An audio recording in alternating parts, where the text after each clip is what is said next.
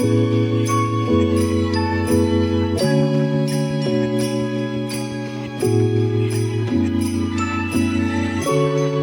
we are back with another episode of Let's Talk Snowboarding, presented by Mountain Vibes, and we are very stoked today. We have a bend legend in the house, Pete Alport. Pete, how are we doing, bud?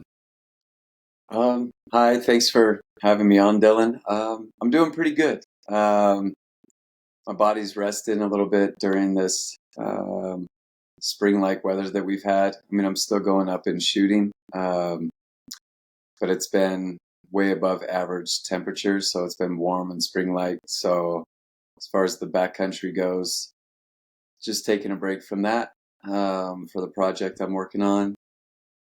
But the snow starts, I don't know, in about 48 hours. And then we Mm-hmm. get snow pretty heavily for the next 5, 7, 8 days. And I'll be back out there hammering. So I'm good. I'm just Yeah, more mellow currently than I normally am, I guess. rest up so you can go hit it hard with those, those legends that you get to go out and photograph and film. That's awesome. I saw your, I really appreciate like on your Instagram stories those weather updates.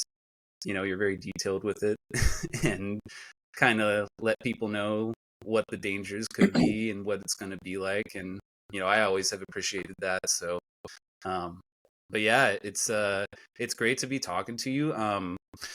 Like I said, you're in Bend now, but you weren't always there. You grew up in a place that's pretty near and dear to my heart, around Portland, Oregon.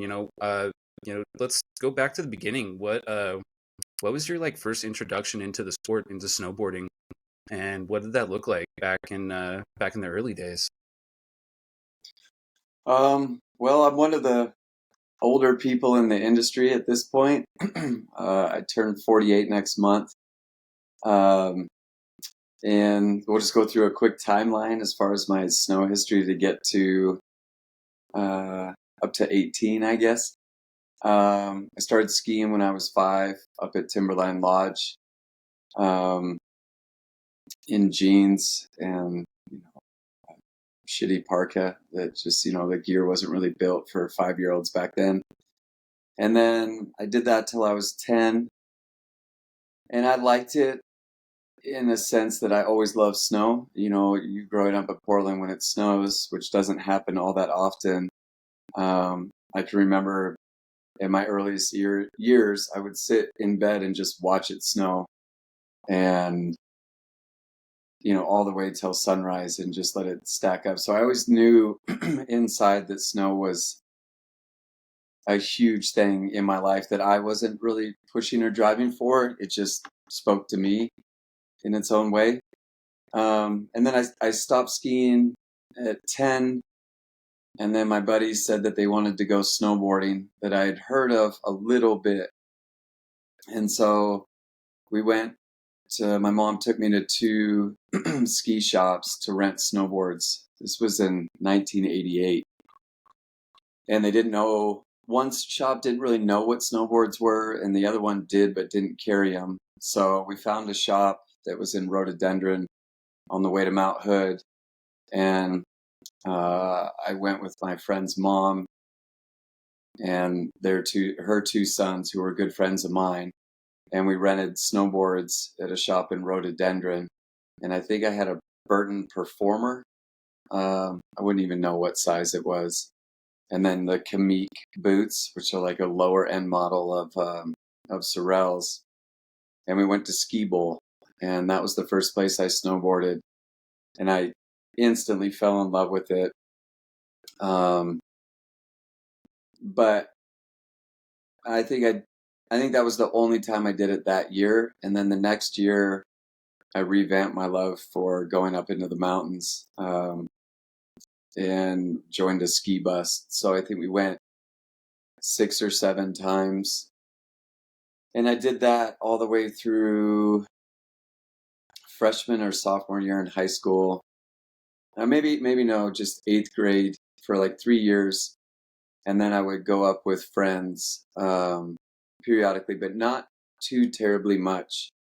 Um, I didn't come from a bunch of money, and it was expensive. So it was kind of just hit or miss when I went up. So although I loved it, I think I would max out at maybe 10 times a year. Um, and then, a small thing into that, I was arrested twice up at Mount Hood. Well, the first time I wasn't arrested, but I got in trouble. I came down Shooting Star, and when ski racers are training and the mountain's busy on a weekend, they just find little obscure areas to set up their gates. And we came to this cliff band. I think I was 13 at that time, 14. And I saw a gate drill, one of those big drill, or just a regular drill with a big bit on it. And I was just a kid fascinated with machinery. And so I went back to the car and got a backpack, and then and I wanted to have that drill. And I wasn't a big klepto or anything like that. Like the average kid that maybe steals a candy bar or something like that. But I got the drill out of the snow, and I realized it wouldn't fit in the backpack. And because I didn't understand tools, I just broke the bit off on a tree and thought I could repair it somehow. So I shoved the bit and the drill in the backpack, and I was actually on a ski bus at this point. That's right. And so there's like 50 kids on the ski bus, and I was almost back to the bus, and a cop came up and tapped me on the shoulder and said, "Hey, I think you got something of ours." And the weather had started getting shitty up there, which means something, because at this point the parents are starting to gear up to go pick up their kids in Portland at a parking lot where the bus arrives. So it was pouring down rain there. And so they took me to an administrative building, and for 2 hours, there were no cell phones back then. So they had to get a hold of my parents at their work, let them know, and figure out what they were going to do to me. But it took like 2 hours, the whole deal. So during this whole time, the other parents, because like I said, there was no cell phones, they're just sitting in a parking lot at the time that we're supposed to arrive. So they wait for 2 hours, and word gets out that I had taken this drill and that I'd gotten in trouble, because the ski bus probably radioed back to somebody there or something. I don't know. But when I got back there, I remember my mom was extremely mad, and I was embarrassed, and all the parents looked at me, like shamed me with these looks. So that was the first incident. And then fast forward to my senior year, and I was going to this high school, Grant High School. I went to a bunch of different high schools.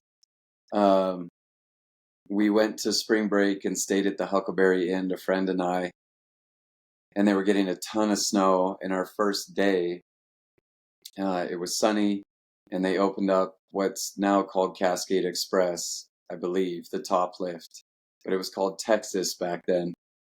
And we get off the lift, and we went straight to A, B, and C Bowl, I think is what it's called. And they had a rope up, said avalanche control. And at that point, I had started watching a few snowboard movies, and they were glorifying avalanches. And so I didn't pay any mind to what they were doing necessarily. I just wanted the powder. And I told my friend, let's duck the rope. And he said no. And I said, let's duck the rope. So we ducked the rope, and we get the first bowl, and it was incredible turns. And the board sucked back then too. I was on a Moro, and if you rode that today, you would feel like such a beginner for its versatility. So thinking of what I rode back there on that board, I was kind of proud of myself.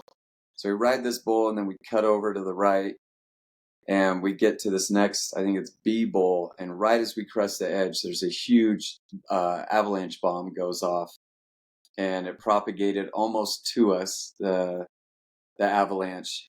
And the ski patrol sees this big crown too. I mean, I'm guessing like 2 to 4 feet. I mean, it's a big avalanche that they set off. And they start screaming, "What the fuck are you guys doing?" Just screaming. And my buddy, he said something to the effect of being disappointed in me and us and what were we doing there. And so they yelled to us that then there's nowhere to run in Heather Canyon. It just drains out to the flats. So we were stuck in a sense. So we start riding down, not necessarily to ditch him, but they told us to go down, and a ski patrol's trailing right behind us. And he's calling us idiots and telling us that there'll be a sheriff waiting for us at the parking lot, at the Hood River Meadows parking lot. This is before their new lift that they had put in there. So we get to the bottom, and sure enough, there was a sheriff there. And I don't think he read us our rights, but he was very stern, and he put us in the back of it was like a paddy wagon, and locked the door back there, and then took us back to the main lodge. And I think if we would have tried to run or something, he would have cuffed us. But they took us again to the same place that I went to when I was 12 or 13, and they wrote us a trespassing ticket and said they were banning me from the mountain. And yeah, so those were my two experiences at Mount Hood Meadows. As far as getting in trouble. I love that resort. I haven't been there in years. And then just some history to that mountain and the love that I have for it. I have two kids. The kid's mom, we're no longer together, but our daughter's named after Cooper Spur, which is a really small resort on kind of the northeast face outside of Hood River, where her mom grew up ski racing. And yeah. So I don't know where I take this at this point. Yeah, definitely. Oh, so yeah. No worries. I can relate to that. You just talking about Hood, and that's how you kind of started. I myself grew up in Southern Oregon, so Mount Ashland was my home mountain, and just like you mentioned, the ski bus.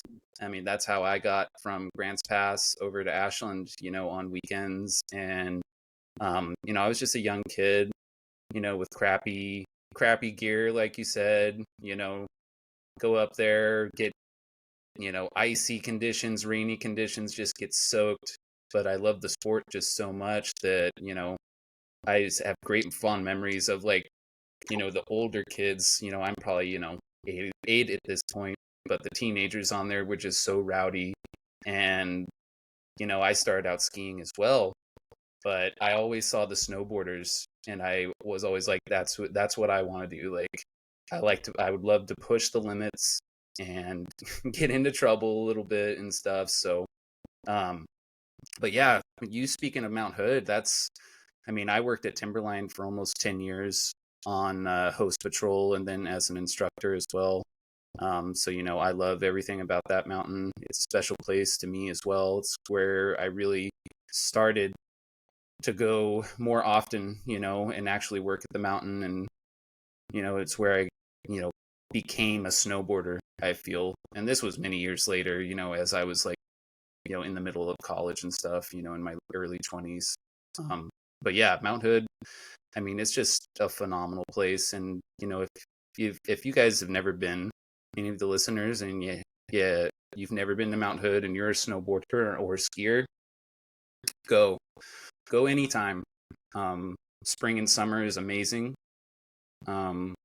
Parks are always fire at Timberline, and it's just it's a really, really great place, and made so many good connections and great friends, being there. And as I'm sure that you have lifelong friends that you probably still have to this day. Oh yeah, Hood is I wouldn't say it's my home anymore because I've lived in Bend so long, and Bachelor is what I would consider. But yeah, Hood is special any time of year, like early season. The leeward slopes can catch snow, so if they get 15 to 20 inches, you can go up there in October, November, and build little jumps. Actually, some big ones, depending on if you know where to go. But yeah, Mama Hood, Y East is it's a phenomenal place. For anybody listening, for your first experience, I would recommend the summertime if you're not a big mountain rider. Although you could go above Palmer, but some of my fondest memories of progressing on my snowboard or during the summertime, the June, July months, because the terrain's so inviting, it's soft, you're not all bundled up, maybe worried about icy park landings or takeoffs. And then you also get to see pros. I mean, per capita, there's so many pros there. Team, Burton team, um, you name it. You could see your favorite snowboarder up there at any given time in the summer. So that helps to push you. And then when you exit the mountain, if you're doing it right, you're going to either be in a tent somewhere out by Trillium Lake or in the forest, so you can go hit it again the next day. Yeah, it's there's only one other place in the U.S. that runs it like that, and that's Whistler. Um, and Whistler is a great time to go in the summer too, but it doesn't have that ski in, ski out to the parking lot. You ride a lift, take a bus, ride a lift, and then you're into the bowl to go to the backside. Whereas Hood, pretty much out of the car, you're on your snowboard, and that vibe in Govey, or if you have campmates down at, in the forest, you can go hit a river. I don't know. It's just, it's a little more friendly than the Whistler experience, although I'm not talking down to that. But that would be my first recommendation: is go there in the summer. Yeah. Yeah, for all those like all those young kids out there looking I don't know how to progress. Not necessarily you don't have to, sign up and spend the money at a camp. You can go there if you snowboard, and like Pete said, you just hit up a camping spot. If you're old enough, get a job at one of the restaurants, washing dishes, being a waiter, being a waitress, anything like that, just whatever you can do to make ends meet. And if you really love snowboarding, I mean, there's no place like Hood, because everyone's there. Like you said, the pros are there. The level of progression is just insane. And yeah, and it's a vibe. You can go up for solstice to Illumination Rock on the 21st of June, and that's an entire experience in itself. And it's a lot more populated, probably, definitely from when you were there, and even when I was there, working at the mountain. I mean, it was kind of more of a local type thing, but now it's kind of like almost a pilgrimage of like many, many people from all over the country, all over the world. It's kind of blown up a little bit, but going from when you made the decision, to move down to Bend, when was that? What year was that? And what kind of drove you to go to Central Oregon? Good question. So as a kid, we would visit either with friends, and in my really young years, 5 to maybe 10, either my mom or my dad, we would go to Sun River or Black Butte. These are local, like, destination resorts, not ski resorts, but we would go there in the summer. And I went to Bachelor a couple times during the winter when I was a kid too, but I always remember coming over the Cascades onto the east side and smelling the juniper, seeing the big trees. The volcanoes were so, although Portland, you can see Hood, it's not at the forefront of your view and access where it is here. But in the summer, just coming to Hood, I loved my experience in doing that.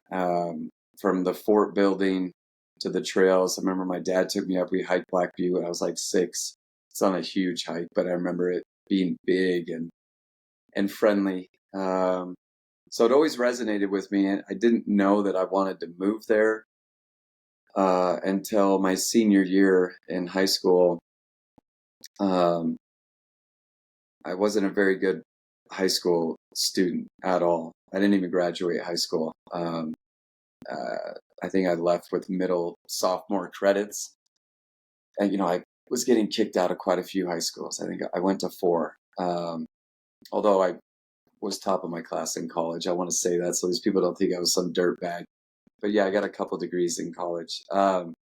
So when I got kicked out of high school my senior year in April. And so college just wasn't on the radar as far as applications. I didn't know what to do. I knew I wasn't going to graduate high school.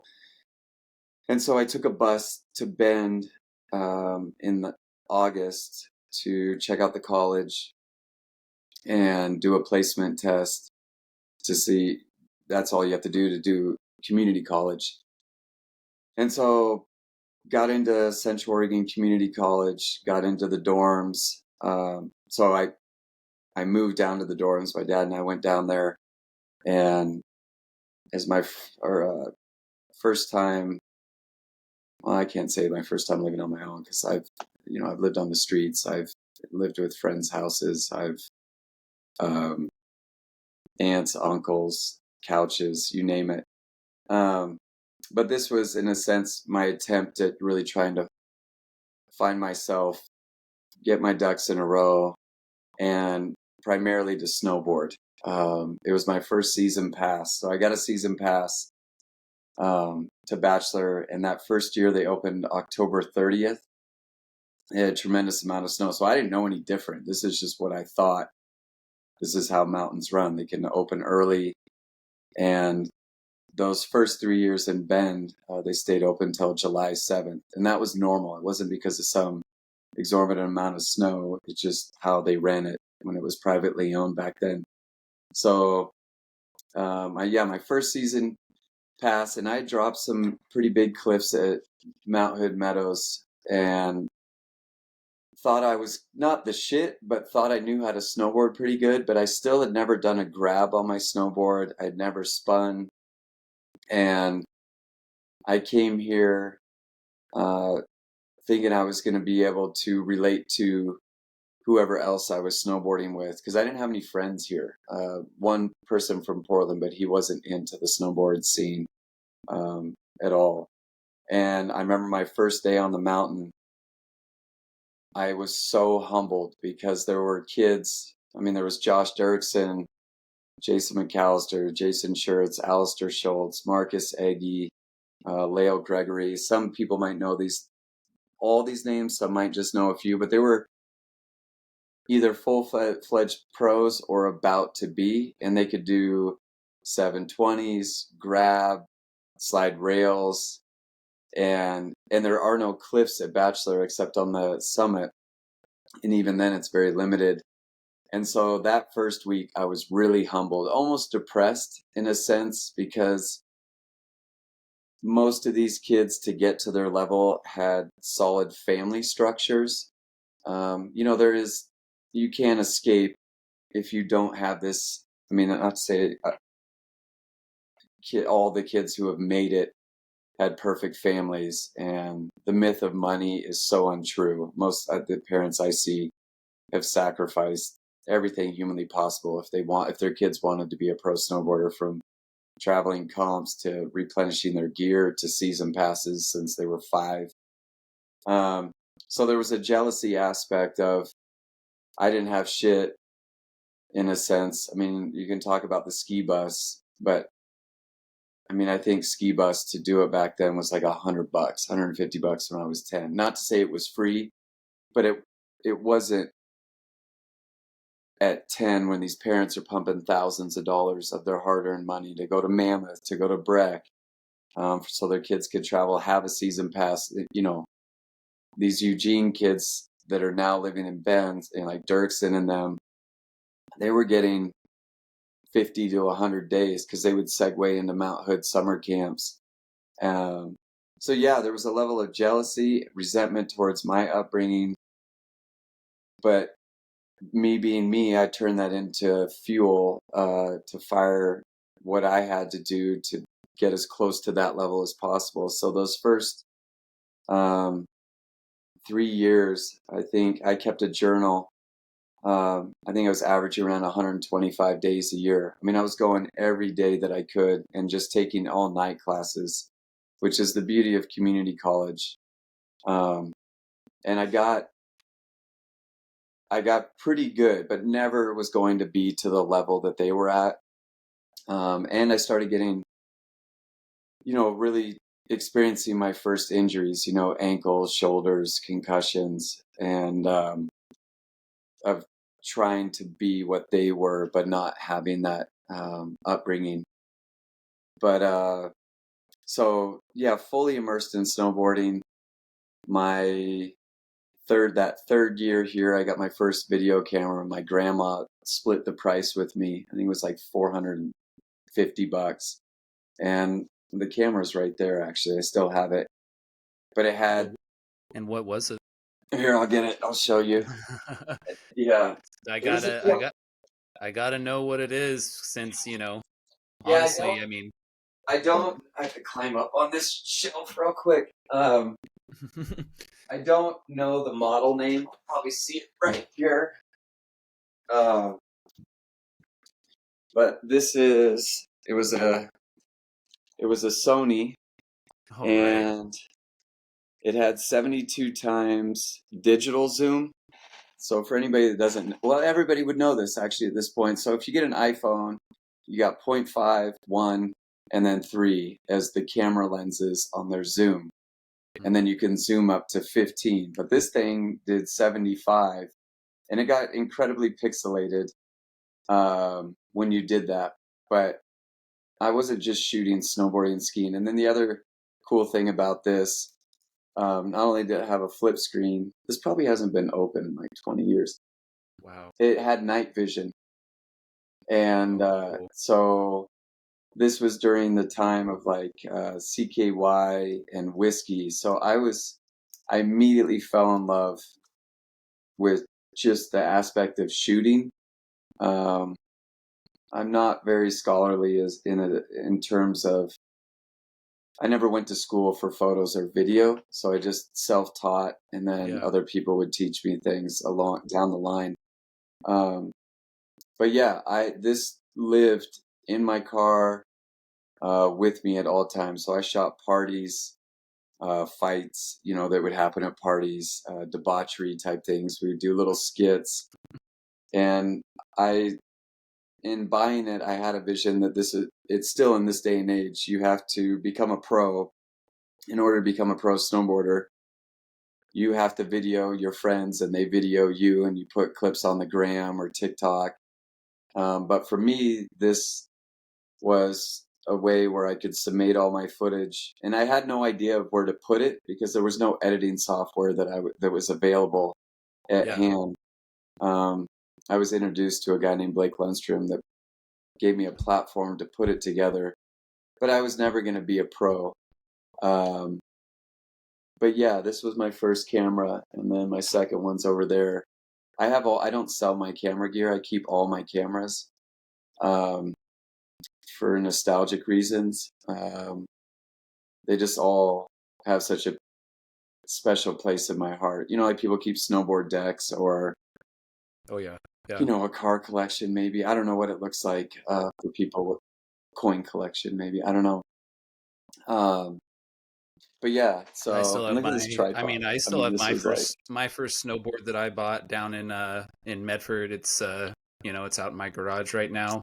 Probably put it up on the wall at some point, but the graphic is top sheet graphic was so cool to me. It was basically like a British flag and a art rendering of Sid Vicious, so it's a Sex Pistols snowboard. And I honestly had no idea who the Sex Pistols were at the time that I bought it.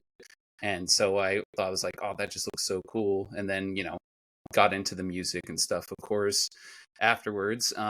But yeah, I mean, that's so cool to have like your first camera still. I mean, and the fact that you said, that you're self-taught, I've started getting into, doing maybe a little bit of videography and trying to do YouTube and stuff like that, and, trying to do photos.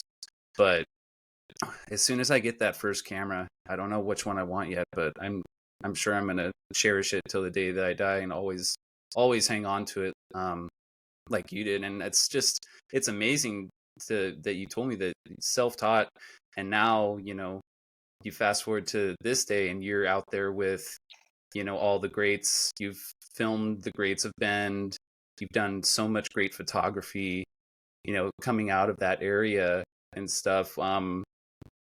When you started to film, would you just like kind of go post up somewhere and try to, get clips or get photos of riders out on the mountain, when you said that, you knew that you weren't going to be as high of a level snowboarder as them?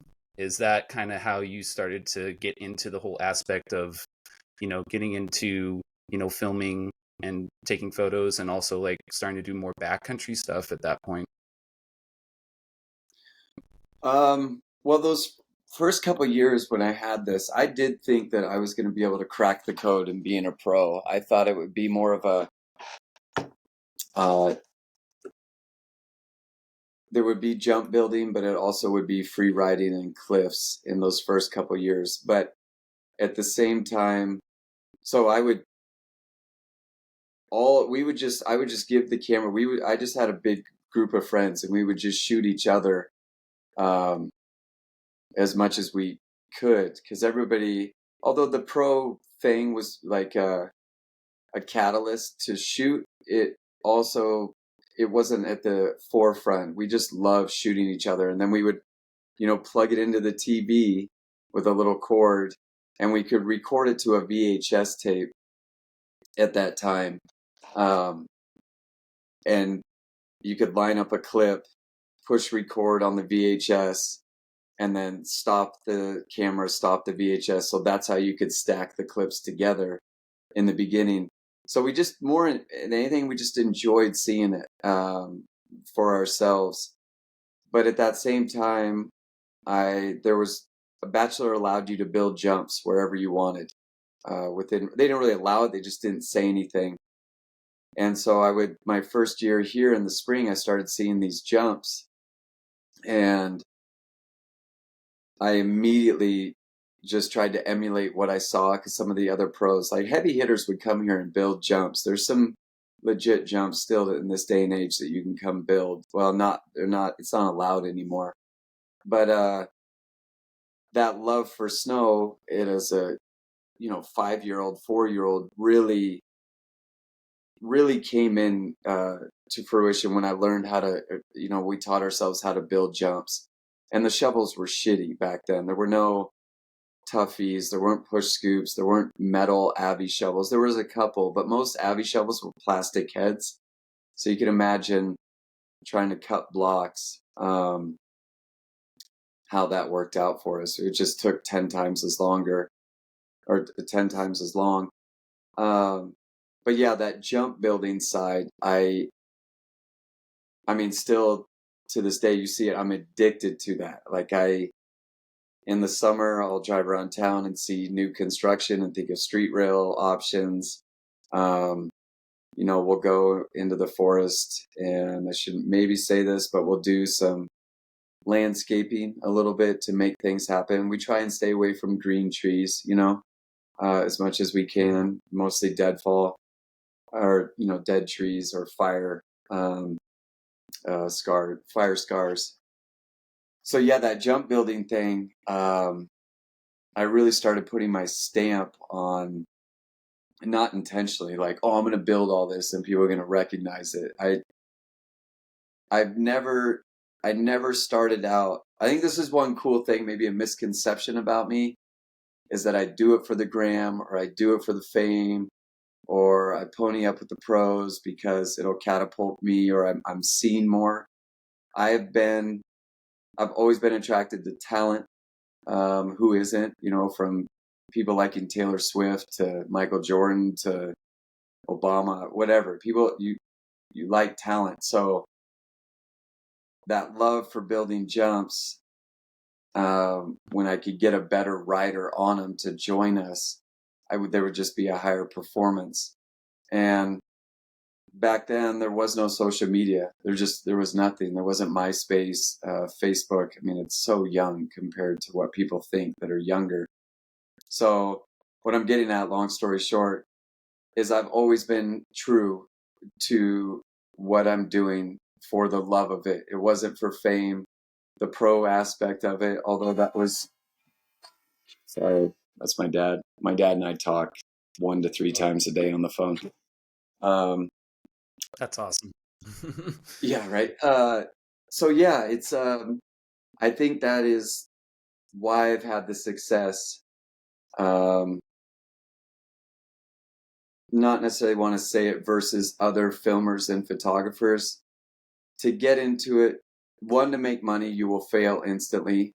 in this field. Not that there isn't money to be made, but if you go into it to make money, it will not work, because you have to, like a lot of jobs, like if you're a stockbroker or a doctor, I mean, a doctor has to not necessarily suffer is the right word, but they have to go through an ungodly amount of schooling, internships with $0 coming in, right? And although money might be a big portion of it for a doctor, you got to love to be a doctor. To open up a body and to work on it, you got to love that. You're not sitting there working on bones and hearts because of big paychecks coming. It just doesn't work that way. And that's the way for a lot of professions. I wouldn't say all of them. Anyway, that's a weird tangent. And if you do work for money, it's a very lowly life. If that's your only goal, from me at this age. I totally understand that. You have to do it for the love, being a snowboard instructor. I always tell the younger kids that are getting into it when, we do training and stuff. It's like, if you're doing this for money, then you're in the wrong field, because you will not make money at this. You have to do it for the love.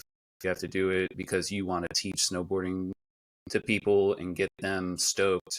And honestly, to grow the sport more and to keep it alive, because it's not an easy thing to do. Honestly, it isn't. Just getting to the mountain is tough. You have to have the right stuff, the right gear. You have to get up early. You know this. Like, I see you up at 1, 2 in the morning, and you have that dedication to go out and go get shots. Like, you're right. You may be riding a little bit, but you have to do it for the love. You have to want to go honestly help out people that you feel that you could provide them something that's going to get their name out even more. You've worked with so many athletes and so many riders down in Bend. It's just amazing to see. And I'm sure that, those are good friends of yours. You've known a lot of these riders since they were kids or young adults. And, it's awesome to see that they have a great relationship.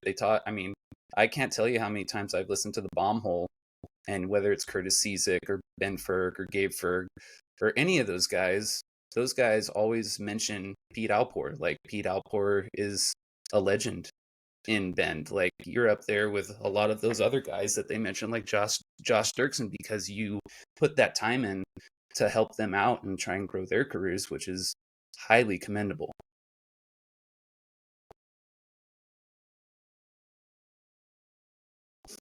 Oh, sorry, it cut out for a sec. Well, I appreciate those words. Yeah. Yeah, I like the current project that I'm working on. So my dad's a businessman. He's a stockbroker. He's been that way since forever. He had a pretty big low during the upbringing of switching careers.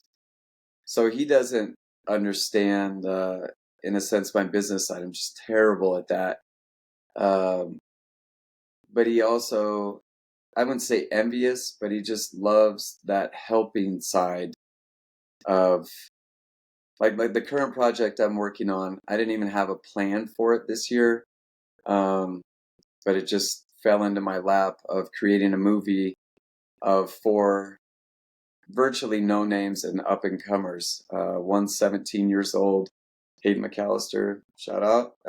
His dad, Jason McAllister, was a pro snowboarder, but his dad did not put the wheels in motion for him to be this. He wanted to be it on his own. And I don't even know if he wanted to be a pro, but I asked him, Elijah Pyle, who's on the U.S. snowboard team for halfpipe, Griff Biancucci, he's 18. So Elijah and Griff are both 18. Elijah wants to be a pro. Griff, he just started snowboarding 3 years ago. And then Kai Huggin, which is starting to become a name in the industry. We had a couple good days shooting early season, and then I just put it to him, let's make a movie and see what comes of it. And I have a reputation for driving a pretty regimented program. And that reputation has come from working with the younger side of it, where they don't know anything. Like they don't know how to cut a block for a jump, pack a backpack, split board, um, wear a beacon. And so in order to get all of that in order, I treat it like a football coach or a basketball coach, which helps alleviate some of the why is it like this way? Why do you talk this way? Why do we have to go so early? And I just say sometimes like, well, Hayden's on the football team. Well, Hayden, if you're 30 minutes late to football practice, what does the coach say? And he's like, well, I either get cut or he makes me run. And, I'll say to Elijah, who's on cross country, if you forget cross country running, or he was in high school, if you forget your running shoes, what does the coach say? They don't hold your hand. They don't drive you back home. And then that other myth in snowboarding, it should just be fun and mellow and everything will come from that vibe. It's such a farce. Like I've done sales. I got friends in so many other industries. To do this snowboard life and try and be a pro is one of the hardest things that I know. And I've done residential tree removal. I've been a dishwasher. I did door-to-door sales out of college. I'm a sales rep for a packaging company. Those are demanding in their own little ways, but to make a video segment or to be a contest writer, the physical and mental demand on you is it's so much. I don't know how to explain it. And there, at the end of all of it, there is no one that's gonna necessarily fire you, or I mean, you can get cut from teams, but you end up just ultimately cutting yourself. So, yeah, so that's something that these younger kids have to learn, is why I am the way I am, is because this is how the system works. Of waking up early, of working hard, especially on the sunny days. And now I can take these 4 kids out, is what I call them, the kids. They're on time. They got their food. Their boards are waxed. The gear's been checked. The snowmobile has, it's tip top. It's got the oil. It's got the gas.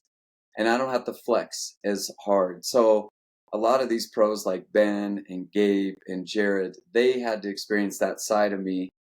But because I don't travel like I used to, I spent a decade filming pro skiers.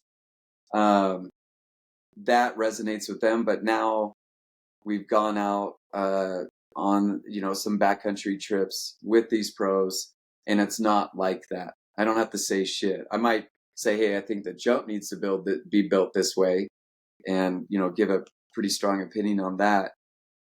So it's cool that they get to see this other side of me that's not as heavy-handed.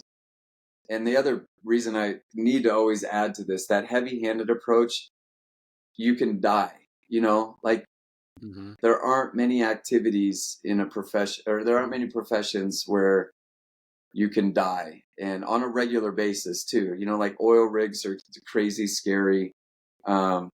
But I'm sure there's certain protocols where, you're not going to have as many close calls.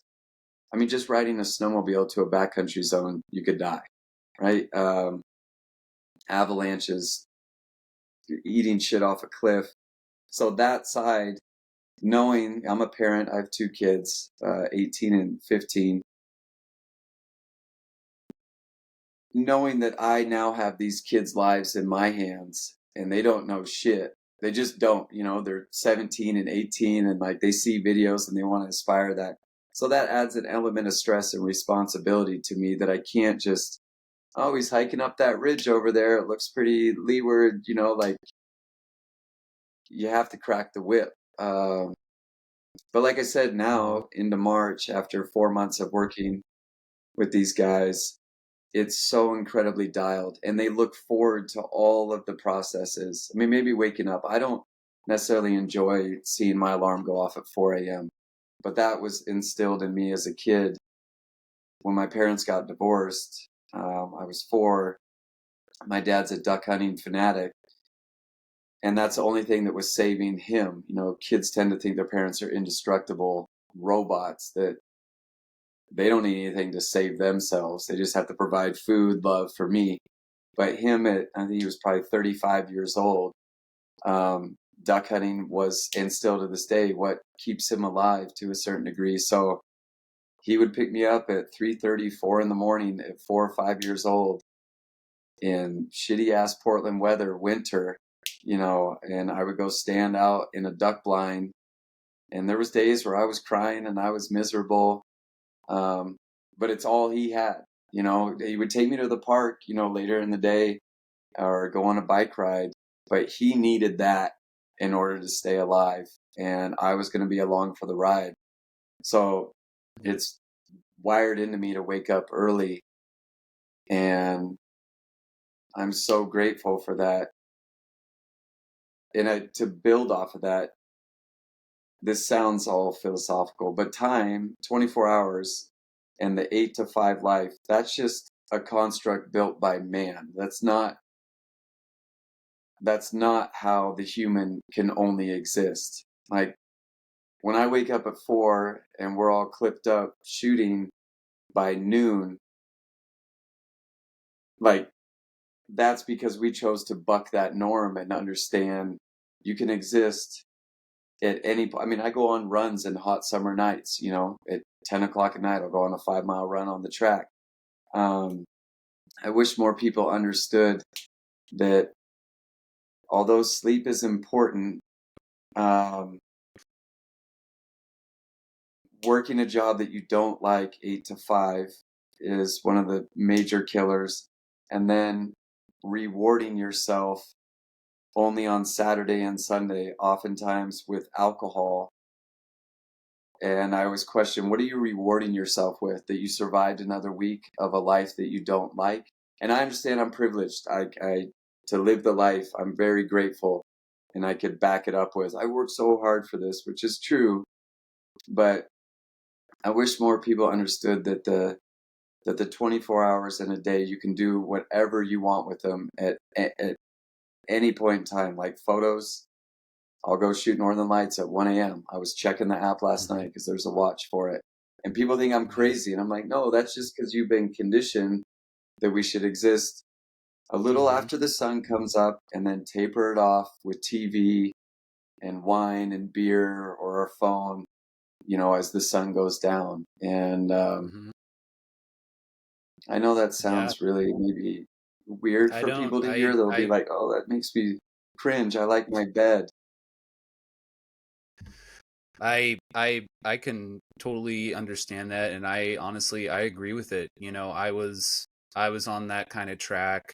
You know, living in Portland, I was, you know, Monday through Friday, 8 to 5, working, you know, a maintenance job at an apartment complex that I absolutely hated. And it took some stuff happening in my life, relationships ending and stuff like that, for me to kind of be like, what is it that you want to do? Because this obviously isn't something that is working for you. And so I just started to get more into, you know, doing things, having a routine, you know, getting up earlier, doing things for like myself in the morning. And that's when I went back to snowboarding at that time. And it's what kind of saved me from going probably on a track that I probably would still hate. And now I'm part of this community, and it's not even so much like the snowboarding's awesome. Don't get me wrong. It's an adrenaline rush. I love snowboarding. I nerd out on everything snowboarding, but the community is what really has made me love it even more to this day. Like the friends that you make, and everyone is always usually looking out for each other. Everyone is cool with each other. We're all doing this thing. We're sliding down a hill on a piece of wood. You know, it's stupid. It's just, but it's fun. And we all get stoked on it. And like you saying, like, I love the evolutions. Like, okay, so I was regimented with these kids. So you probably had, you know, Warbington and the Fergs and all these kind of guys that are a little bit older now. That's cool because what you taught them, they can now instill into the younger kids that are coming up too. Like you're still there teaching those young kids that thing.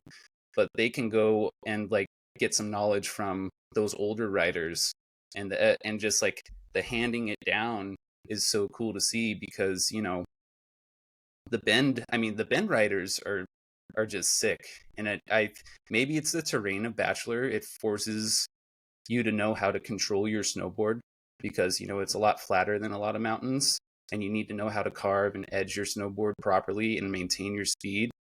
But the backcountry is just, it's insane out there, and I think a lot of people don't understand like how awesome it is, and the terrain, and like the community of Bend now is, it's been tight knit forever, but even to this day, it's just so cool to see all the content coming out of there, whether it comes from you and seeing those riders like, Ben Ferg and, Jared Elston, Big Air Jer, in the natural selection and doing big things, going up against Travis Rice and holding their own, so that's also a testament to, what you've done, what you've kind of instilled generation through generation. And it's awesome to see. It's awesome to see that. I have you and I actually have, I don't know how much of a friend he is to you, but Ian Barker Kortrek, I grew up with, went to school with him. Oh yeah. He works at Snowplinks now. Oh yeah. And, he's like that. He loves getting up early. He loves getting out on the sled and messing around and going riding. And he's totally into that. And he said that, he's like, he got inspired for, the Pete Alport spring camp out, that now is like a yearly tradition. And you probably have all these people that you've known forever come out to that. And it's just an awesome vibe out there. To talk to me a little bit about like how that came to be. Was it just kind of like almost, I guess, an end to the season type celebration for all you guys going out into the backcountry and, maybe building a couple big booters and just having fun and camping out there? Well, the camp out came because of, my dad doesn't like this part, but I wish I could explain my upbringing and things that have happened at great length, but I think it's too hardcore for people. But I didn't have much growing up, and from food to a place to stay often in my life, especially on my mom's side. And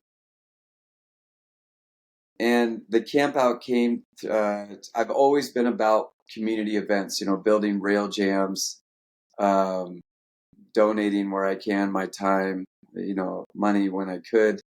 But the spring camp out was a way. I was sitting at home and I'm like, how can I give back? People have, the Dirksen Derby, or, the Max Warmington camp out that he used to do.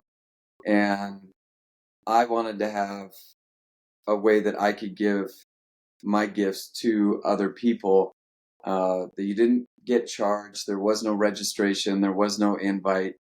And although I love the snowboard community, it's so incredibly clicked out, and you can get shunned from the community for making mistakes and just being a human. Now, if they're prolonged, then obviously, stay away if the person's just not a good vibe and not presenting, something cool. Not like in a visual sense, but just not a good vibe. But so the camp out came through like, okay, I can kill a lot of birds with one stone on this. I can show people how to snow camp, which is one of the most beautiful experiences you can have. And people instantly back up and say, well, I don't want to go camp in a blizzard and sit out there in cold. Well, you don't choose to go camp in the snow when it's going to be a blizzard. That's just not how it works if you can plan it right. So teach people how to camp in a very enjoyable environment. The parameters, that has to be 70 degrees or warmer in Bend for the camp out to exist. I don't want anybody to suffer. 2, we'll always build at least 1 to 2 features. Last year we built a quarter pipe, so people get to see, they get to learn how to build a jump, and how to cut a block, how they might see videos and think, oh, that thing just goes up quick. And it's like, no, that quarter pipe, we had 20 people on it for 4 hours. And it wasn't to the level that I wanted to build it, but at some point I just had to say, all right, enough's enough. Let's just shape it. And it came out pretty good last year. And then I try and I always encourage the pros that live here and ones from the outside to come so that people can mingle with who they idolize is such a weird word, but who they look up to. So I've always been a supporter of the ski community and the snowboard community. I don't shoot skiing like I used to. So why I bring that up is there's pro skiers like Sage or Lucas. They come up, and to have these other attendees watch them hit the features or watch them, because we party pretty good, like it goes till people will be skiing till 2 or 3 in the morning because the snow will stay soft at that time of year. But to some kid that might be tired and he's watching Lucas Walks, as a pro skier, or Ben Ferguson still hiking up on the ridge to get corn turns under the moonlight. Holy shit, this person really lives and breathes the snowboarding. There's no camera out here. There's no paycheck to be made. They just love to ride their snowboard. So the people that come, they walk away with such a multifaceted experience. And the cool thing about, if you take an avalanche course and you have 1 or 2 days out in the field, it's really hard to absorb all of that knowledge. You're not sitting there searching for beacons for 8 hours or digging pits for 6 hours. Whereas when you build a jump for 4 hours, that really sits within you and you learn it and you learn the technique and how to hike. So a lot of these things, like when they build their tent platforms to snow camp, they got to do it right. They're going to sleep in it that night. And there's people that come ill prepared and they might be a little cold throughout the night, but the sun comes up at about 5:30. So, but anyway, that one 24-hour experience roughly, I know after this many years of doing it, that experience and those skills that they learn, they get to carry with them for the rest of their life. Whether they exercise them the next year or not, they'll be able to put a shovel in the snow and cut a block or set up a tent platform and it's not just that they have to come and learn. I don't know. It's a lot of stress for me. I want everybody to have a good time. So I kind of have a little stressful vibe, not to them, but to myself, because there's anywhere from 40 to 60 people that I want it to explode one year and have hundreds of people. I love that community vibe. So that's, anyway, again, a very long story, but I didn't have shit growing up. And a lot of the people that come are really young, teenagers, young 20s. And to give this to them, it feels good for me, but more importantly, they feel really good, and they didn't have to pay a bunch of money. They didn't have to get invited. Anybody and everybody's welcome to the snow camp out. And the reason it's on June 1st is so people aren't contemplating whether or not to go ride Bachelor, which closes at the end of May. And there's a lot of people that still want the season to go on. And so that June 1st, and the weather's more enjoyable to snow camp for someone's first time. Yeah. And I June 1st. Understand that. Heck yeah. Yeah. I mean, I've seen it, and it's something that, I want to get to. I don't have a sled or anything, but I know that Ian does, and we make it happen for you. Oh yeah, he's always been kind. He's like, I'll run your stuff up, and we'll just take a trip, and we'll go back, and we'll get you out there. But at some point, I need to get down there for that. I would like to have a little bit more experience in the backcountry. I've never taken an Abbey course, which is something that I need to do. But I know that it's Yeah, pretty, well, you know, that's minimal risk up there during that time of year, and you're there with a lot of people who have tons of knowledge like yourself, and so you know it's a safe environment. You know, it's spring slush.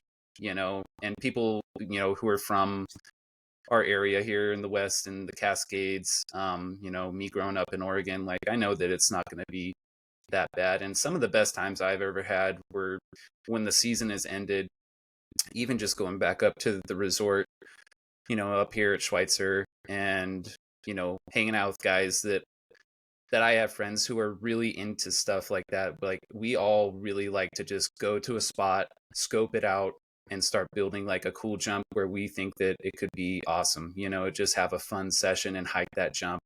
And those are some of the best days because as you know, it's like it's great weather, and it's just an entire vibe when you go out there with people who are just trying to do the same thing, just yeah, have fun, you know, safely, of course, you know, maybe, you know, have some beers and just chill and talk snowboarding with your homies and catch up. And it's great. And it's an event that I think that, is one of those events that really bonds people together when you do stuff like that. And, you know, you having that event is been really cool to see. Um, but yeah, I think that come let's get out. into so We have Space I Girls. will. Yeah, you There's trust me, you will be all in things very that I safe want to, hands. you know, yeah. Oh yeah. Oh, I don't doubt it, man. I don't. I wanted to talk to you a little bit about, you know, low pressure because in like honestly it's like one of my favorite snowboard films that I've ever watched.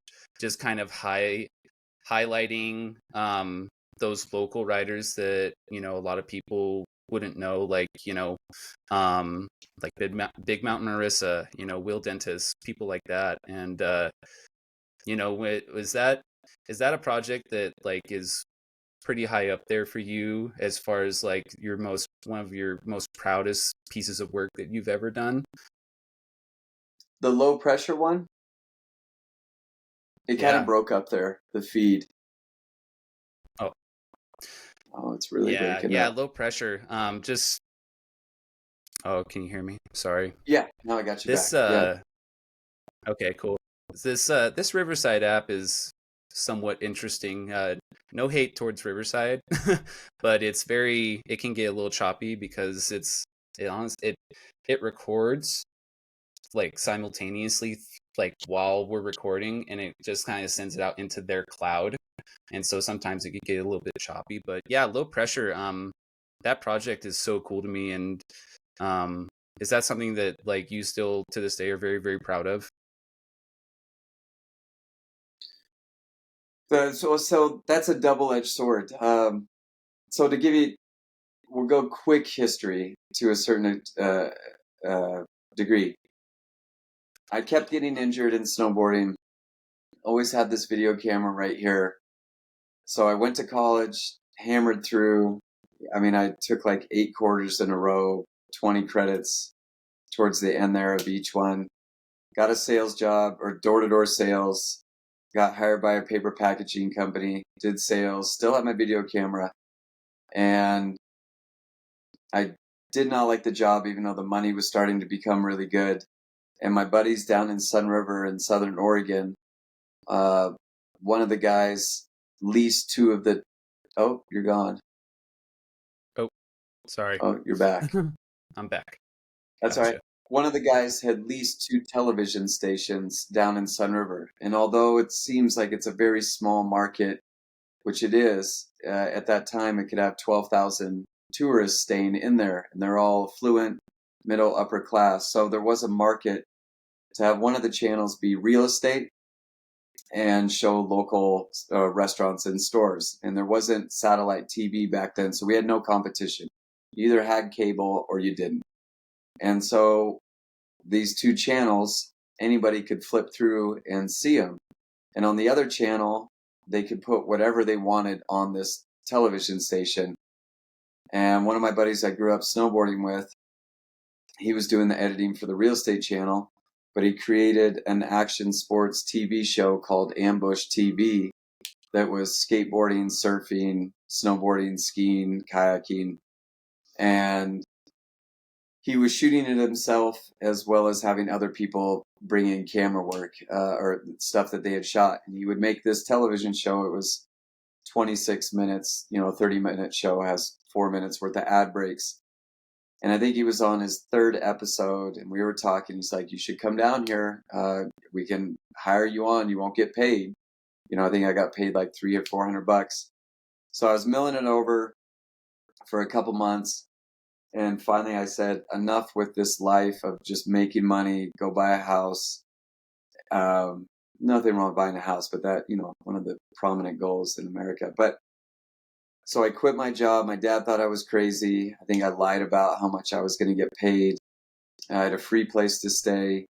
And I went down there and I was lead camera for this. And I just instantly took off. Like I knew how to build jumps. I already know how, in my mind, shoot. A lot of it was still handheld. Got my first tripod, legitimate. And I made 5 TV shows of these ambush TVs. And I was shooting, like I said, snowboarding, skiing primarily, but skateboarding, shoot a little surfing, kayaking was pretty easy to shoot here to a certain degree. And during that time, we got it syndicated in Montana, Idaho, Washington, and Northern California on public access, which most kids don't even know what that is anymore. But it was a channel that you had to offer for local city council meetings. But there was a lot of dead air on these public access channels, so people were hungry for content. So we gave away this TV show in hopes that the viewership numbers would bring sponsorship. It never really happened. But on the last episode I worked on, this ski film company called Rage Films hit me up. They'd seen my work. They were out of Bend and Utah. And one of 2 owners hit me up and said, "Look, I'm going to dissolve this relationship with the other owner. He wants to go his way. I want to go my way. Would you be interested in taking on making ski movies?" And he offered me the money he did, which was way more than what I was making, which wasn't hard to beat at this television station.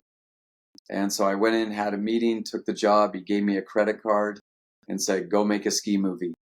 And I was like, holy shit. Because I was watching all the snowboarding things, even though I love skiing, my friends did it. And so I was a little torn, like, God, I'm going to shoot skiing, but I got a credit card. I can travel the world. There was no team. No one knew this company really. So at that point, the internet New Schoolers was out and people were putting videos. So I just started hammering kids that I liked their videos and saying, "Hey, do you want to come shoot?" And I knew Sammy Carlson and Tim Durchie already, so they were kind of the bait in a sense. So I got these 2 guys that I'm shooting. So I made my first ski movie, snowmobiling, traveling to different parts of the country. And we made this movie called Booter Crunk. And although it didn't have big budget to it, it was like an instant cult classic. Most people know this movie. I'm not trying to say because I made it, whatever, but it really hit home. And then the next year I made another movie, and then I really started traveling. I went up to Whistler for the first time. Or no, I didn't, not yet. But I went to Europe a couple times. And this other company called Poor Boys Productions, which they were the top 3 or 4 in the ski world, free ride. They hit me up through Sammy Carlson saying, "Hey, do you want to come work for us? You'll be one of 3 lead camera guys." And their formula was epic. If you won X Games in slope or pipe, you were on the Poor Boys crew. And so I was instantly shooting the best skiers on the planet, and I could build anything, and they would be they would hit it, whereas I kind of lacked that talent a little bit with Rage Films in a certain way. And I also really got to get into, although I did it with Rage, designing and building park features, terrain park for the spring shoots all of that formula is lost. It's so sad. Even in the snowboard world, it's so sad how small the window is to make a movie now. It's a little under 3 months in total time, whereas it used to be about 7 months. You do street in the fall, early winter, backcountry in this winter bulk, and then spring park shoots. And then if you wanted more clips, you go up to Mount Hood and shoot. So I did that for 8 years, I think, total. So I traveled and did ski movies for 10 years. And during that latter part of that, second kid was born, Ivan, and I really didn't like leaving the house and being away from the kids. And so I left Poor Boys on great terms. I still love Johnny, the owner, although it's primarily surf movies and surf projects. But I really put my name of like how hard I work, the jump building side, the early morning wake ups, if you stuck with me, I hope some of the stuff, I don't know how to say it, but if you stuck with me for an entire season, if you weren't sponsored, you were about to be sponsored on a pretty good level, and you had a really strong chance of getting Rider of the Year or Skier of the Year or Performance of the Year. So people wanted to shoot. So that was good. That was, I didn't have to convince like I did with Rage Films. And then I went independent, and then I really started going back towards the snowboard side, which I still shot when I was back home making these ski movies. I'd still shoot snowboarding. And that's been this way now for over a decade, where I still travel a little bit, but I've just slowly picked apart Oregon, and it has its downfalls. The terrain isn't as big. You have to work harder either through hiking or splitboarding with your jump board on your back. But I don't really care. And a lot of what's done in snowboarding and skiing, I'm not going to go out there and reinvent the wheel in some travel thing. So although I miss it at times, having a high caliber rider on some insane feature or big mountain line, I'm still picking apart Oregon and finding A+ things. And so that's like my history as far as, although the viewers see snowboarding and snowboarding photos and videos, I gave every ounce of my being to shooting skiing for a decade. And I don't regret one thing of it at all. No. Leading up to, how long, so, you shot skiing for, that many years. And then, as far as low pressure goes, like how long was that project as far as, starting it, formulating ideas, beginning to end? No, it's all good, man. I love hearing about all this stuff. I know that you're great at what you do, and I've been following you. I don't know when I started following you on Instagram. I think probably maybe 6 years ago or something like that. But hearing like how you got to where you are today is just so cool. And then when you put that low pressure film out, it was just like it really hit home as far as like, I'm an Oregon snowboarder, born and raised in Oregon, in Southwest Oregon, and Bend was a place that I love to go to. So to get to see those areas, of you filming in Oregon and highlighting all these local riders is just so cool. And it was just awesome to see. And back to my question is, how long was that project for you, from beginning to end?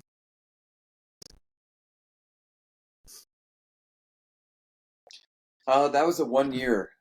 So we had an incredible early season, and this weed company hit me up and said that they wanted to do a project. They're called Oregon, and or the company's called Oregon. And so I was in the middle of this phenomenal early season snow year. We were just getting dumped on, and I was putting out pretty good content. So they hit me up, and I always had a dream of making an all Oregon backcountry snowboard movie. And I swear to God, as soon as I signed that contract, the snow stopped. And to give you an idea of how much it stopped, on February 13th of that season, we had a 13-inch base at Mount Bachelor. So we had that much snow on February 13th. So I had to really push and like try and find little nooks and crannies of like anything I could piecemeal together to get it. And there was a lot of like negative depression, not only within myself, but the riders like, dude, we're going out again. It sucks. And I just had a lot of pressure on myself because I put it out there on social and people just knew, okay, he's trying to make this movie. And I didn't want to fail. No one wants to fail. And then on February 15th of that year, it started snowing, and it snowed 220 inches, I think, till the end of March or something. And this rumor got spread, and it still kind of hits like that I'm addicted to coke or meth is how I'm able to run my program so hard, because this started during this snow cycle, because I think at one point I shot 30 days straight. And I have to explain this to these kids sometimes when I'm a little temperamental. If they want to take a break and lie to me and say, oh, I got some schoolwork or I've got work, and then I'll see their gram and they went up and rode Bachelor, or they didn't go up at all, they didn't have anything to do, I still have to go out for the rider who wants to shoot.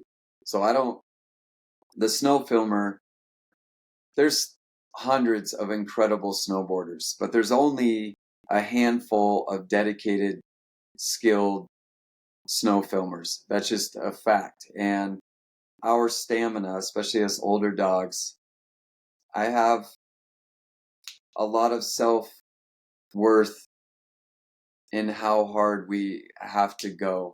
And not for anybody else to know that, but I looked at up until this high pressure came in and it got warm. I was like, damn, Pete, you did it. You went hard, because there's days I want to give up. I want to quit the job, go turn all this photo video skill into some production company, make 10 times as much, all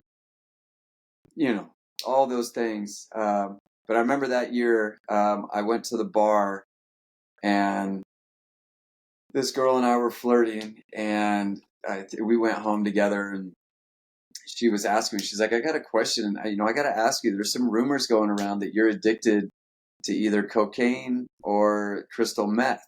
She just said coke and meth, but I'm just giving it. And I remember how bummed out I was that's how the community had seen me, that I was waking up early, that I shoot these sunrises with drugs. And although I can party, sure, I don't do it like I used to. That's never been an issue for me, and nor has that been a thing. But anyway, low pressure. Yeah. We got all that snow. We were able to put together enough shots. And I had to figure out a way to not just whine through the movie, say, oh, we had a shitty year, this is what we got. So what I did instead was show how hard these blue collar people that weren't pro snowboarders, except for like Ben Ferguson, I mean, he was in it, and maybe Garrett Warnick was too, that not only did they go as hard as they could on this project, Marissa had to, firefight, go in the summer, and that's what she does to make her money. Will fixes cars. He was doing all kinds of odd jobs to make it. All the riders, not only did they go this hard, they also had to make the money, although the contract was set to pay their expenses. It worked to a certain degree that way because I wanted them to get taken care of. I think that's maybe why that movie resonated with you, is that not all these people that you see in the movies have a monster or a rock star contract. They got Volcom paying them 60 grand a year. Burton's paying 100. They got Red Bull. Like, that's so not true. I would say the majority of the riders on the pro level that I either work with or know, they invest almost 100% of their contract money back into this lifestyle. Not to be cool, but that's to get a new snowmobile the next year because you beat the shit out of it, or to find yourself in Whistler and you're paying $7 a gallon for, premium fuel, the food, the lodging. It just goes right back into it. And then sure, there's top tier riders that are able to pay for all that and then have money to get a house, buy a car, save money, invest in the stock market. But I would say that's 5% of what we consider a pro snowboarder is able to do that. So what you see on the internet and in these movies, most of these kids are just living and breathing this from start to finish, physically, mentally, and financially. Yeah. And it's something that honestly I watched the most recent episode of The Bomb Hole, and Craig McMorris talked about that. And kids are like, oh, how do I get to that level? How do I become the next Mark McMorris, or Lion Farrell, or whoever it is that, and he's like, you know what? That's one weekend in a year, X Games, and you're watching these competitions. Like, if you really want to be a snowboarder, and watch the other stuff, watch the video parts, watch the YouTube channels, watch all this other stuff that these riders are trying to do this stuff, even pro riders, so that they can afford to keep riding and keep snowboarding, because it's not like it was back in the day in the 90s. Some of the contracts and some of the cheddar bisque, as we say, that those guys got back in that day was just insane. And it really, the money isn't there anymore. I feel like it's getting better, as the sport is like starting to grow a little bit more recently. I think it's heading in the right direction. I think there's lots of avenues you can take now to make it your career. But yeah, just what you said is like, go to the mountain, go, like, if you love to like film and stuff, go post up at a rail and just film. And you, people, like, riders are going to come up to you and they're going to be like, hey, like, did you get a good clip? And be like, yeah, dude, I'll send it to you. What's your IG? What's your email? I'll send it over to you and you use it, dude. And that's something that I've really gotten into recently, is just helping out those riders, being with Mountain Vibes and stuff, and kind of being like I'm the president, but I'm kind of like everything, all in one, like a TM, trying to do content, trying to manage the social media account. And it's not something that I do to make a bunch of money. It's something that I do to, give back, honestly, to the sport and the community that has really done a lot for me and for you as well. I'm sure you can understand that. It's just, that's really cool. I mean, that, like you said, that's why it resonated with me, because it's really the only specific Oregon snowboarding backcountry film. Like, I haven't seen too many other ones out there, if at all. So it was a really cool project that I was really appreciated that you did. So, well, I'm glad you like it. I mean, I was very nervous to premiere that because I didn't know how it was going to be received. I wish it wasn't on iTunes, but one of the owners, who's no longer with them, tried to do that way. I wish it was just streaming. But yeah, and that, to watch, like the other day we were out shooting, and this kid Griff, although he skied before, he's only been snowboarding for 3 years. He did a frontside 720 on a backcountry jump. And you can see my face light up as I say this.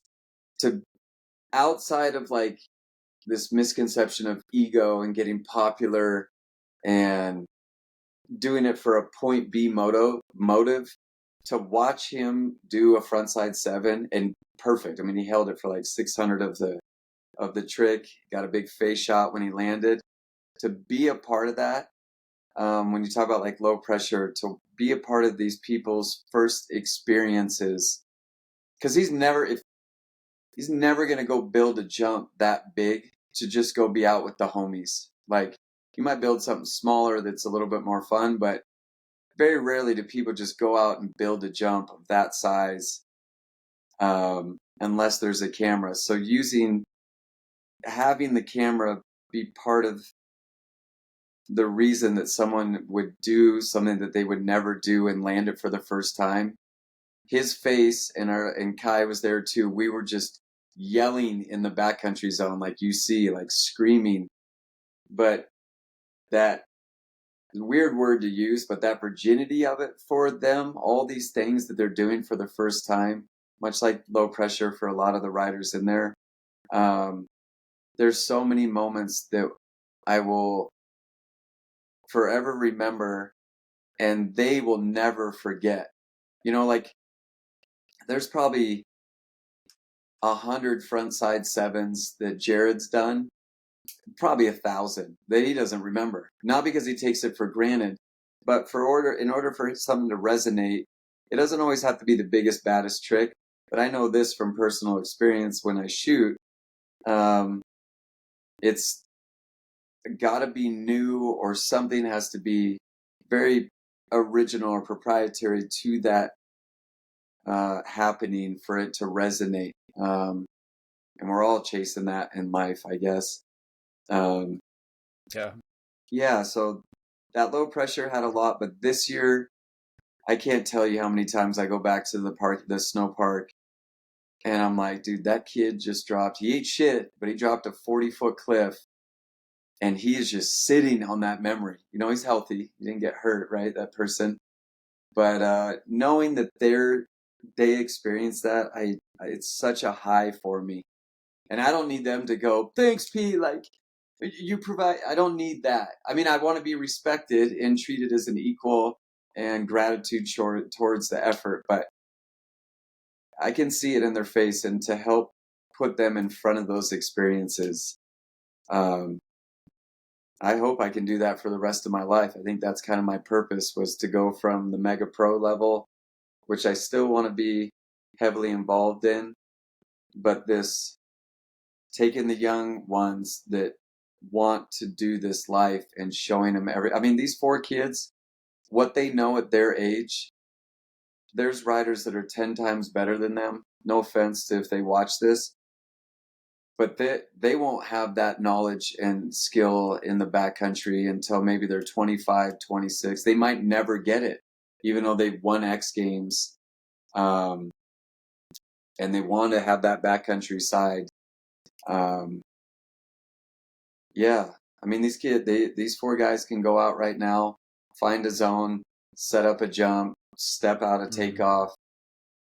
As much as I don't like to be told where to shot, they know what looks good to a certain degree, so they can help out the filmer if their homie's just starting out, because they got a lot of friends that are aspiring to be photogs and filmers. Yeah. I don't know. It's pretty killer, and I'm excited for this movie. Like, it's not Art of Flight, and the other part of it too that I get to do with them too, which I wish every person had it in their life. I get to tell them not what to do, how not to fuck up, not in the snow world, but in life. One of the riders showed up hungover our first day shooting. I was like, yo, you watch the Brown Cinema movie probably, and you think that you can just get all wasted, smoke weed, and wake up late and do your shit. I know what went on in that movie, and I know how hard it is to try and live that life. It's impossible to produce a full-fledged segment in 1 year and party your brains out and sit in the movie theater and not feel and know that you gave it your all. That's not a fact that existed. And it doesn't have to be a sufferfest for anybody that responds with fear and anger towards my opinion. I know what Ben Ferguson's best segments are and what his lifestyle was. I know what Jared Elston's best segments were and his lifestyle was. And I know what some of these other riders and you look at the top of the podium of natural selection, X Games, any professional athletic sport, any profession, primarily, more importantly, to party your brains out and incorporate alcohol, the girls, the weed, which I don't mind the weed as much out there. It doesn't seem to have as much of an impact. But the alcohol side, you will watch your performance and your experience just plummet off a cliff. And they can counter and say, you don't know shit. I'm like, prove me wrong. Let me watch your seg from last year, and I'll show you a seg from 3 years ago, and you had a way higher performance because you weren't doing this live. So I instilling into these kids that what you see on the TV in that life, it will not provide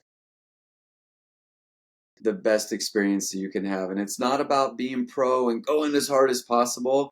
When you show up hungover or you're day drinking, you are not the best version of yourself out in the snow. And that is just a fact. I'm around it. I've seen it. And so I like that side of this job. And even telling them how to treat people, their parents, like when the kids would come back from being a month gone and they got fat stacks of cash. Somebody's got like, go buy your mom flowers before you get home. What? No, wait, what? No. You're the reason that you are coming back from a heli trip. You are the reason that you just maybe won X game, or she is the reason that you did this. And the fathers as well. We always get neglected on we're just there to, I don't even know. But yeah, saying those things and teaching them. I wish someone would have said that to me, because of the amount of pain that I caused myself, others, my friendship groups, because people weren't telling me how to do it right. I'm not saying become a super hardcore Christian, drop all drugs and alcohol, party, and don't have sex till you're married. I'm not saying in that, but I got a phrase: time, place, and moderation. And you can eliminate so much suffering in your life by just following some of the more simple course, at least in the snowboard world. Yeah. I'm so glad I got to say that on that. Whether that resonates with everybody, I don't give a shit. If I hurt some feelings, fine. And people can come back and be like, I know. Yeah. It's words of wisdom, dude. It's like, as we get older and, you just try to instill that into, like, you're a dad, I'm a dad. Try and instill those qualities in our kids and, the younger kids that we encounter.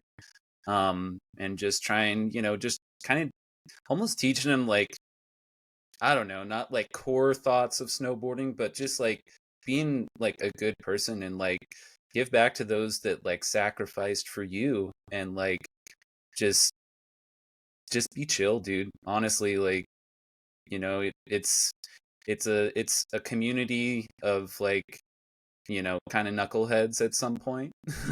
But Yeah.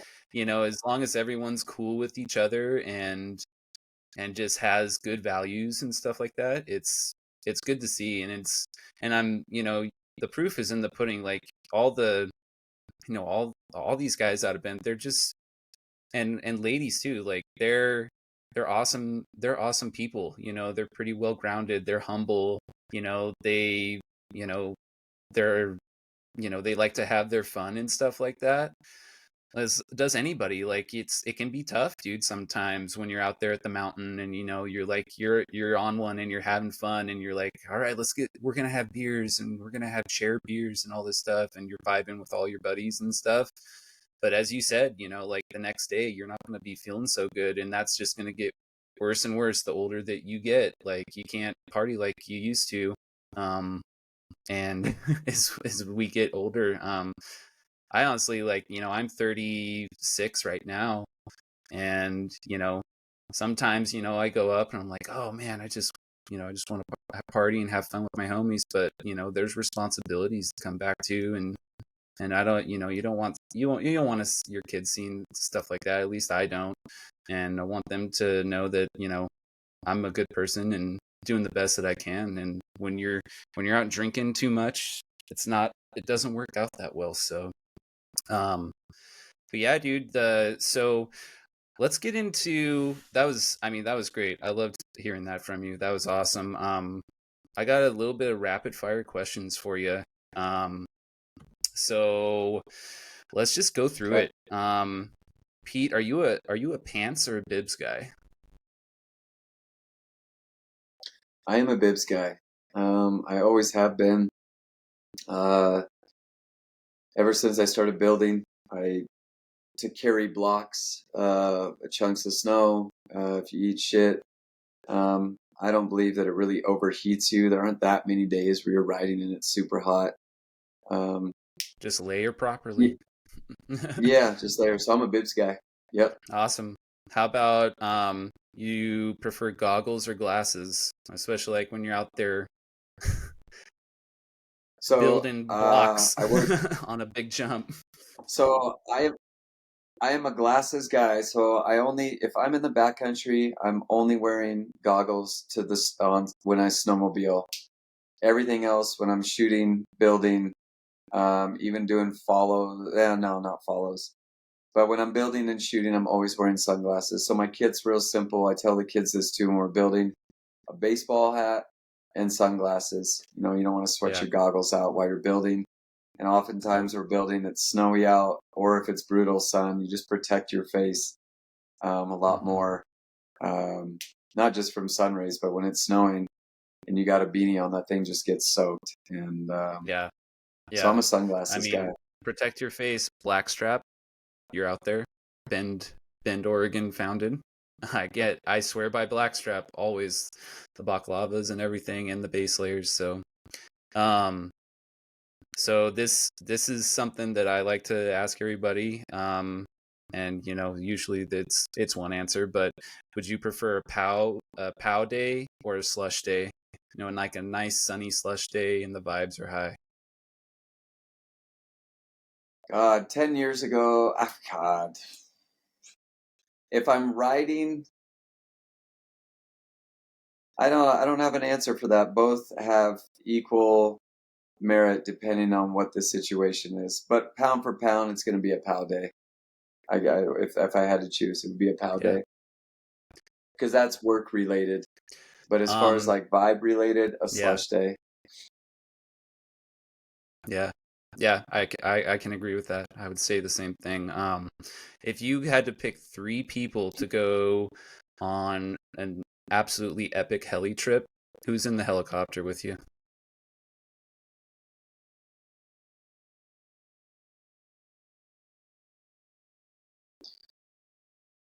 I'm gonna go Ben Ferguson, Jared Elston, and it'd be a toss up right now between Mason, Kai, or Gabe. All have their strong attributes of why Okay. I would choose them. Um, but those would be my choices right there.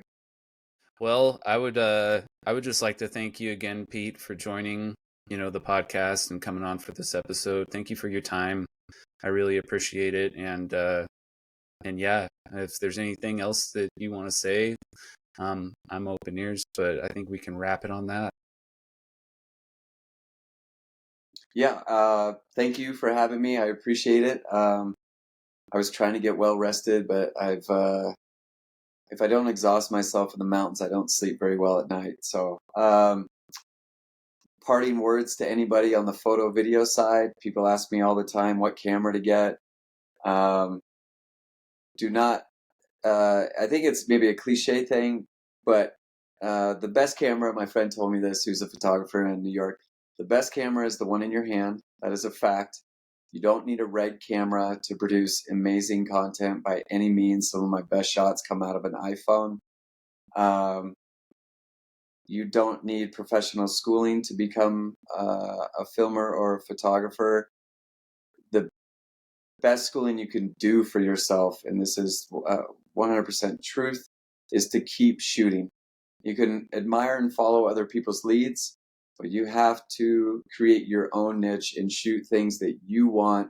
And most of them will fail in the beginning, maybe not, but if they do, who cares? If you just continue to shoot, you will succeed at this if you just keep continuing to shoot. And if you can create on your own, riders will like that.